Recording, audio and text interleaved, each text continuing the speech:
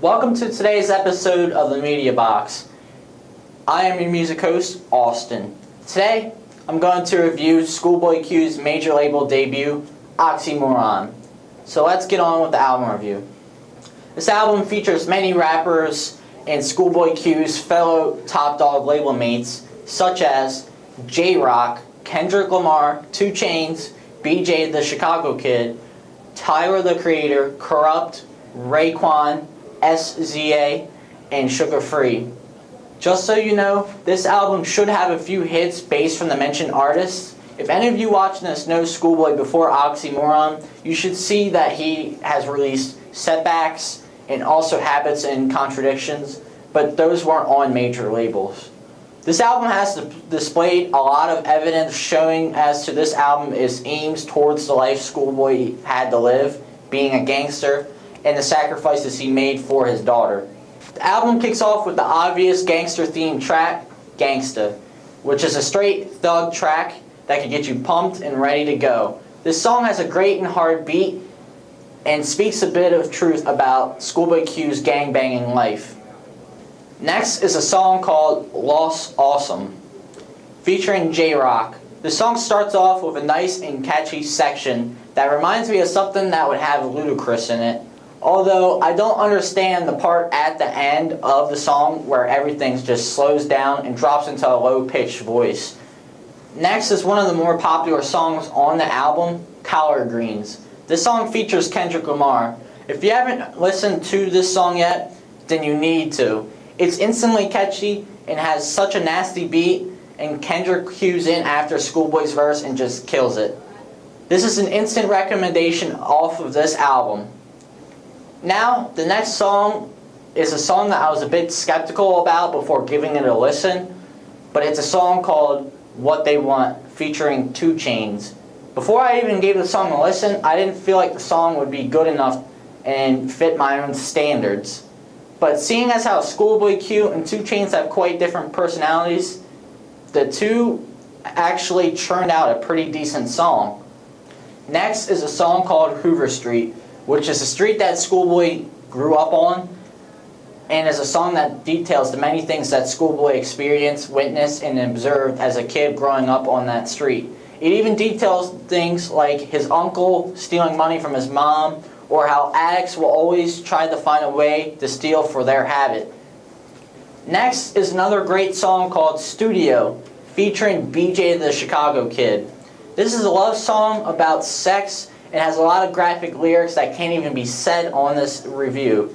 But after all, it's a dope track that is certainly an attention grabber, seeing as it's another hit off the album. This next song is called Prescription/Oxymoron, which just from the title hints right off the bat that this is a song about prescription drugs. The song clocks in at about 7 minutes and details the personal life of SchoolBoy and the salvation that he had over sorts of pills. Using music and his daughter, it goes in-depth explaining Q's pill dealing while trying to be a father. This song is certainly one of my favorite off the album, considering the realism of this song and the hard beats that make the song just a bit more real. Now is the song The Purge.Ft, Tyler the Creator, and Kurupt. Q's daughter Joy is featured in the first few seconds of the song, and actually really the whole album. But then Tyler cuts in rapping dark lyrics, and then sliding into SchoolBoy Q's verses, and then Kurupt's track closing verse that he absolutely just kills. Then Tyler's hook closes out the track. This next track is a song called Blind Threats. This song features Raekwon, and this song just lays off the hard-hitting beats and features some sing-along-like rhythms from SchoolBoy, and then Raekwon comes on and just lets the track just have it, and gives the track that classic rap style.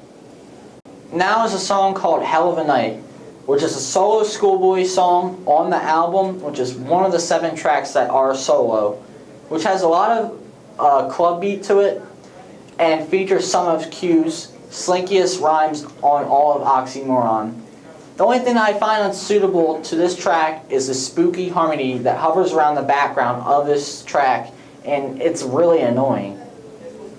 Next is the track Break the Bank, which features lyrics that are very similar to that of Collard Greens and has many locking rhymes, and it's quite fast-paced. It also has many places in the song where it just tones down a bit, and when you think it would be like that, it would hit a peak again. The next hit off the album is another song called Man of the Year, which is a song to jerk your head to when you're in your car and doesn't feature the greatest lyrics on the album, but it has everything right to make it a hit. I also would like to acknowledge the amazing explosion on the chorus. Quote unquote, Man of the Year, man of the bounce.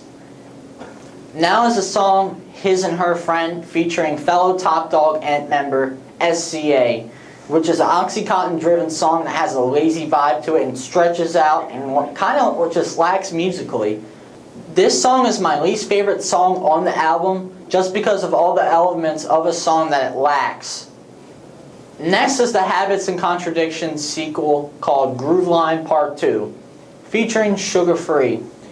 It's an interesting, blissful feeling song that has an R&B groove to it, with a guitar slowly strumming out a few chords behind it. Now this song doesn't have so much of a lyrical focus to it, and makes me fall asleep more than be compelled to like the song. Lastly is the closing track to the album called FLA, which is a hard-hitting, bouncing, straight gangster track, which is a track about the realities of the street and never showing a bit of invulnerability while doing it, which interested me with its throttling lyrics and driving rhythm. Now, to sum this review up, I give this album a 8.5 out of 10, mainly because this is a very anticipated album prior to its release and created a name for Schoolboy Q. Now this may not be his first album, but rather than his first major label release. I feel the album lacked a lot of lyrical content and was more about bangers and hard-hitting rhythms, because there's a few songs on the album that seem like they were just lazily strung together to fill up time on the album. But the songs that are good on the album go hard and make this album what it is. Thanks for watching this video from the Media Box. Be sure to watch other videos from our other reviewers, such as Eric and Ian, here and here. I'll see you guys next time.